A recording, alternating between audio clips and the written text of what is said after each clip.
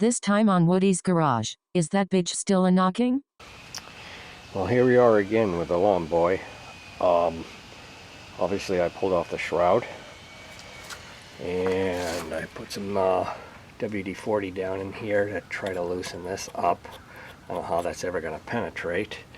You see that this is how these are supposed to be. When I took it off the other day, the whole thing came out, and that way it would keep the coil in place and just the nut would come off. So I guess that's the way it's supposed to be. That one didn't work out that way.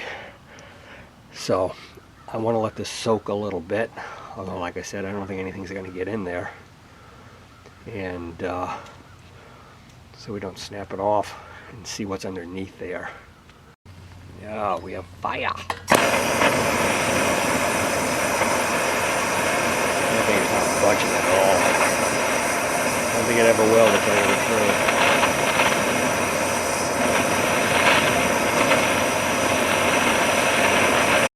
Alright, I'm going to give up on this. Why? Because I kind of stuck my fingers up under the flywheel, and there doesn't seem to be anything up there that's bothering anything. One of the things I thought, this fuzzy crap that's been stuck up on there, is screwing around with the brake. But the brake seems to work okay. And it's really weird, it has a ground right here to the coil, which is also intact, which is very strange. Not quite sure why that stuff is not working, because I would like it to shut down when I want it to shut down. Now, I'm thinking of taking off the head to see if I'm right about gunk built up inside of there, which, you know, might be a long shot. I don't really know, but it's definitely knocking, and it's not doing any good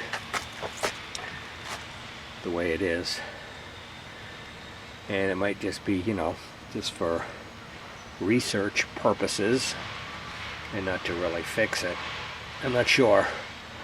Because when you get these things, you know, you just kind of can't let them go. You get interested in it. And a lot of other things I could be doing, but I'm dealing with this.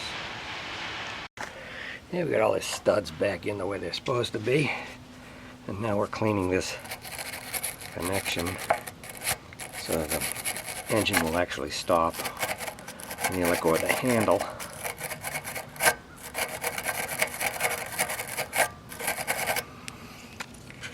It's definitely pretty rusty.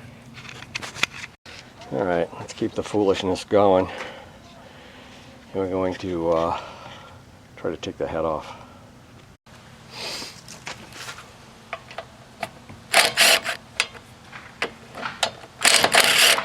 It's probably going to leak some.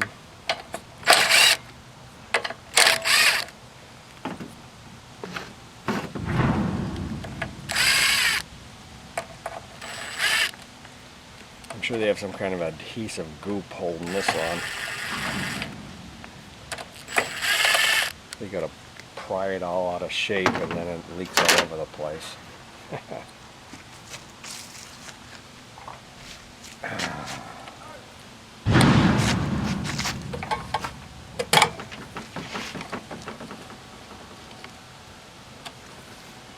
All that noise in the background of the house flippers across the street.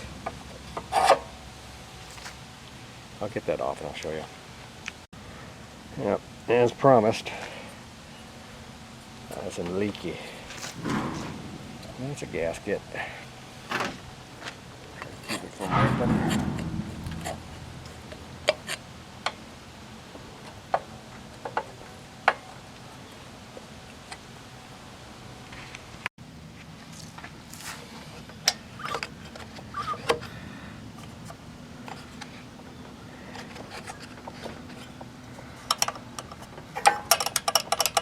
Nothing really odd looking up here.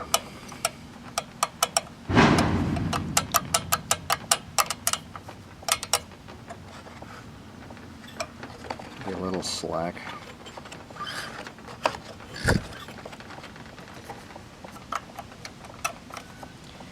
Okay, gotta take these off. And you see one set of head bolts down here. The other, I'm assuming, are, yeah, they're in here.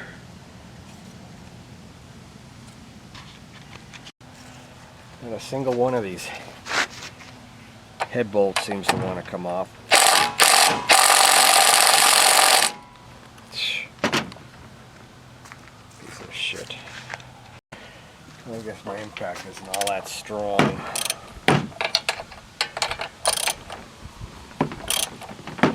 Took a bit to get it off, but of course I haven't even taken the carburetor off yet. Alright, we'll break that stuff down. And here's a choke control I mentioned before. It's on the muffler, so as it heats up, it opens up the choke. The two 10mm nuts that held that on, so we'll be able to get all this off easier without taking out the Torx. I'll just take off the carburetor linkage and get rid of the carburetor. Yeah, we got everything off, but this bolt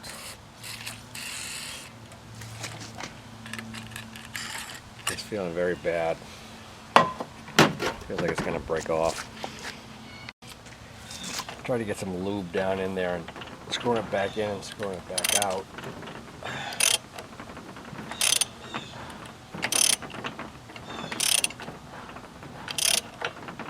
Well, that feels better.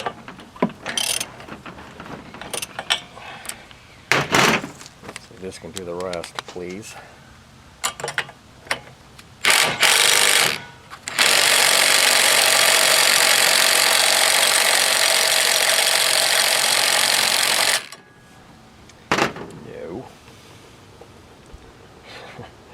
Get it out, I hope. Yeah, going back and forth, getting some lube in there. Got it out without breaking. We're looking at it together for the first time. Now that piston feels good. No side to side, there's no nothing. So we'll see if, yeah, look at how nice that moves. There's no rod slop or anything. Now my guess was that the head has lots of junk in it. And yes it does. What the hell's that thing? And that's enough there, that buildup, to make it bang. So we're going to clean that up. At least I think that's going to be it. I'm hoping that's going to be it. My new idea for today, a bucket for your rags so you don't throw them all over your tools. Alright, let's first clean the piston off. That has a kind of its own beard. Okay, we'll get you in there.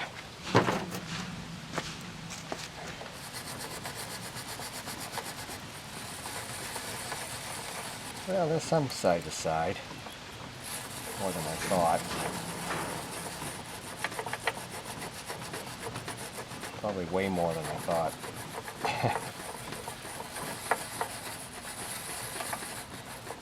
Yeah, I don't think that's good.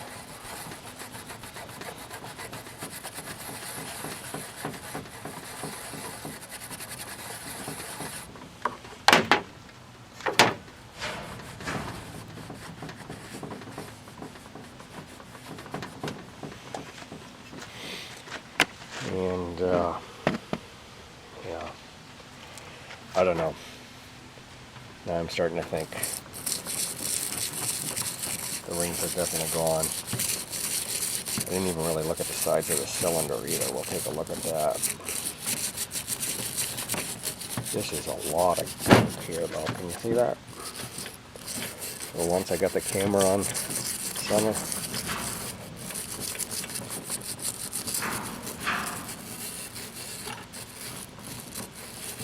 I think to change the rings, you got to pull the engine off of the lawnmower body. So I'll show you this later when I clean it up.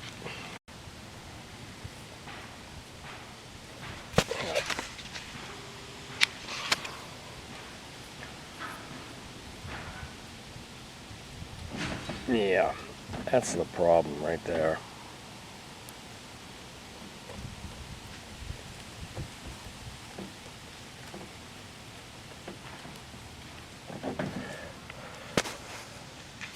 Well, major gunk is gone.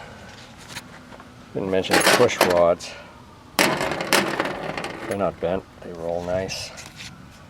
They go through here and down into here. And I think I can get them in like this. The rocker's over like that, then I'll have to adjust the valves.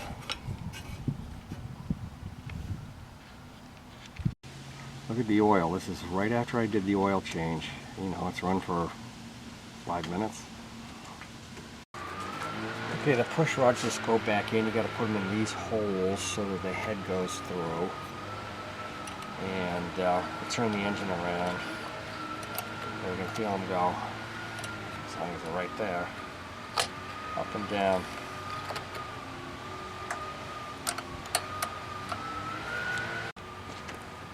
I'll have to look up the adjustment, but what I did was loosen this one, the outer. This is the inside is the adjustment. They move freely.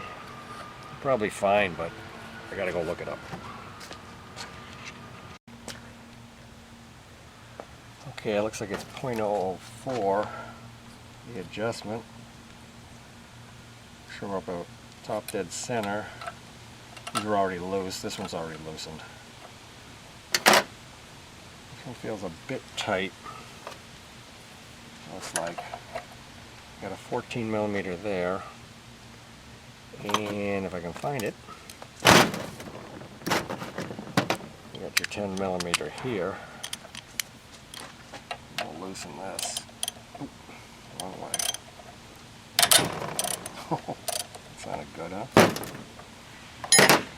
And let's see if we can get this adjusted. This outer one is what adjusts it, and then this clamps it down.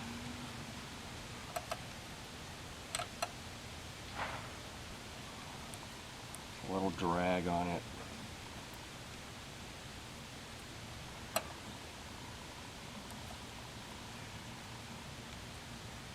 Well, I guess the real adjustment was 0.003 to 0.005, so I'm going with 0.004. Clever of me, huh? Okay, let's see if we can get that snug without moving. Of course, we already moved it.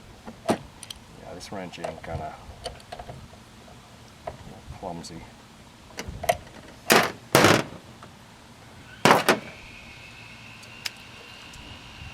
Yeah, that's tight. Basically that's it. I'll set it up and show you when I'm done. Yeah, we got it, but boy, what a pain in the neck. So, you loosen the small one, and then you adjust with this one, and then, by adjusting, I mean, putting the gauge under here.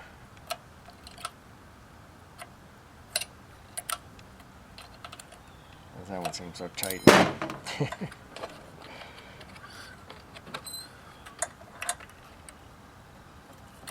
Damn.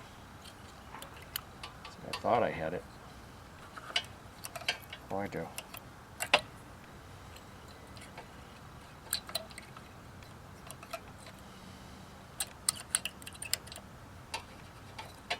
Oh, these are a pain in the neck. Okay, yeah, I'm on top dead center. You are when they both go through their dance. That's a little compression stroke right there. It opens a little bit so it's easier to pull over. Feels more like 5 than 4, but no, 4's right on with that one, right on with that one. What a pain in the neck that was. But that wasn't much of a lesson. Okay, we're getting the car back on, putting on the choke unit here, and you can kind of see that that is adjustable to a degree, you know. Actually, maybe not. That's going to hold it in place there. Then this can't move, so never mind. Scratch that. Got the linkage hitch back up. All you got to do with this, in case I wasn't clear before, is have it like full open, and then this can drop right into the slot. Yeah, gee whiz, it looks like a lawnmower again. Let's try it out. It's kind of foolish to think it's going to sound any different because of that side to side in the piston. But perhaps, you know, I was thinking that much crap in it could have been on either side of the piston.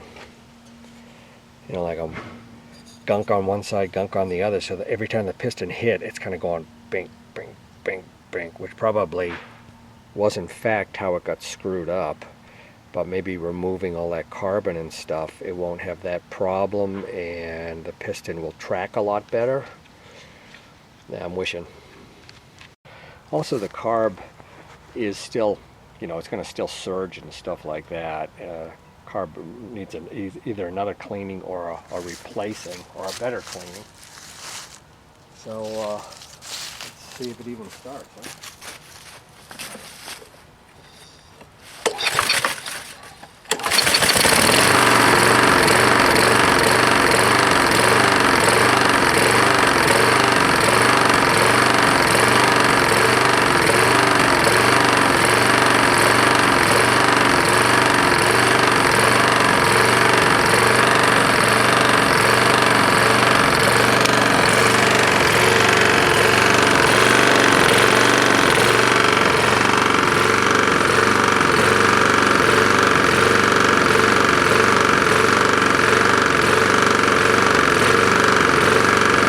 No, you still got the rod knock.